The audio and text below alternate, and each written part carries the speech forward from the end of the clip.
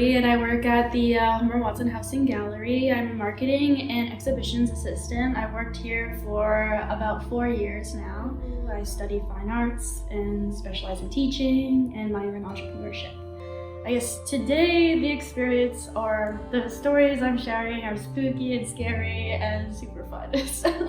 So one of the summers that I was teaching here, I was a counselor at summer camps, and we were in the basement studio, and the group of kids that I have were absolutely lovely, not mischievous at all. They were great.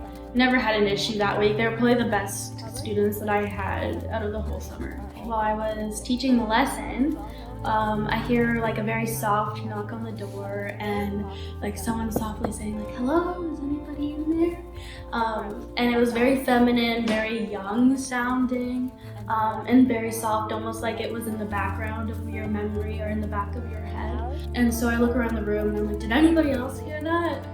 Just because I was, I was in work mode, I was more curious if it was a parent rather than a ghost. So I asked around, I'm like, did anybody else hear that? And I asked my co-counselor and she said no. And then some of the kids said yes, so I figured it was probably best that I go and check on the door. And so anyway, I walk over and I open the door and nobody was there. I was like, that's weird, because I was almost sure that I heard something.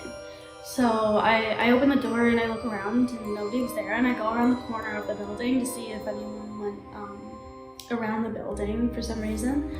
Nobody was there, and so I go back inside and try to make sure everyone's just chilling, nobody's worried about hauntings or ghosts or anything. And I said, yeah, no, nobody was there, but we'll just disregard it and move on. So anyway, I start teaching again and try to get everyone calm and collected and ready to move back into the lesson. And then just about when everyone starts to calm down, a little girl raises her hand, and she was closest to the door, and she's like quite distraught. And so I come over and I'm like, hey, like, what's wrong? And she whispers to me, she's like, someone just tapped on my shoulder. And I said, sorry? And she said, someone just tapped on my shoulder, and loud enough for the whole class to hear. And I was like, oh. And I was like, don't worry, like, sometimes like they say like that there's ghosts here, but they're all super friendly, I think it was Phoebe trying to see what you were drawing. And then the whole class was like freaking out, and we had to like get everyone to calm down again. And so it was definitely strange. So that same summer, just a different week, so I had different kids. We were outside eating lunch. And it was quite a nice day, and everyone was very happy, very relaxed. And one of the youngest kids, he was about 5, and he finished his lunch early, and he was very ready to get going, ready to get super energetic, ready to play a game or something. And I was like, oh well, like, since everyone else is still eating, like if you could maybe like play kind of close to here, that would be great. And then luckily, I ended up seeing like a little fluff in the air, and I was like, oh hey, like go catch the fluff and make a wish. So he's like, oh okay. So he like runs over and tries to like grab the fluff, and it ends up touching him on his wrist. And then he's like very upset, you could tell, and he comes over and he's like, oh, like it hurts. And so we look, and it's like a little burn mark, and there's like some remnants of ash or something on his arm. So then we remove the ash, and then we see like a red mark. And me and my co-counselor were like, that was weird. And we start like thinking, we're not thinking haunted, we're thinking, is there a fire? So then we start looking around and start trying to smell and see if there's smoke anywhere, and there was nothing.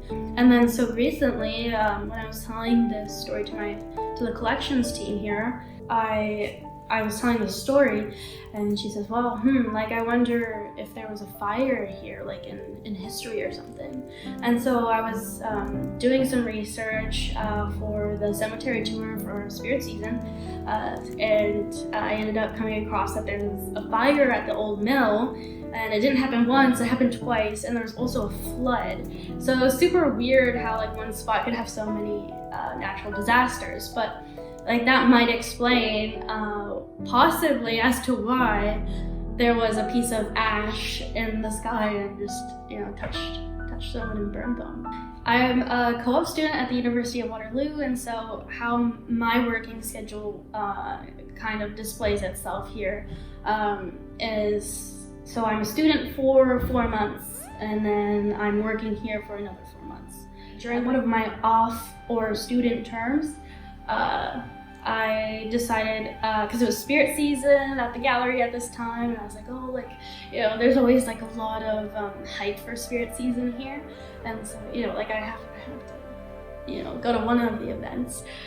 So I decided I was going to do one of the ghost investigating events, and, you know, I've shared with my parents some of my other experiences that I didn't get to share today. They always thought that I was like super crazy and super interesting, and so they wanted to come to a ghost investigation as well.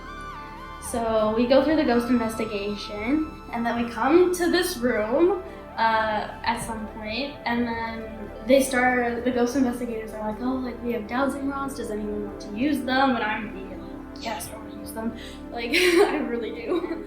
So we established that crossing is for yes, and going outward is for no. So anyway, I asked if Homer Watson was in the room, and it crossed for yes. And I was like, oh, wow, I'm talking to Homer Watson, the man who sold an art piece to the Queen. I was like, oh my gosh. So I was like, oh, that's so cool.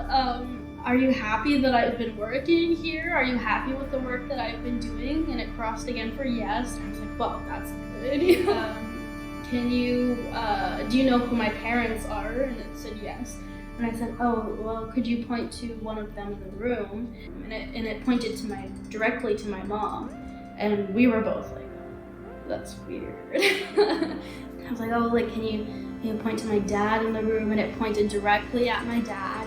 It was quite a rush. And I was like, okay, well, can you point to where you are in the room? And it pointed directly at this photo behind me. That's a photo of Homer Watson.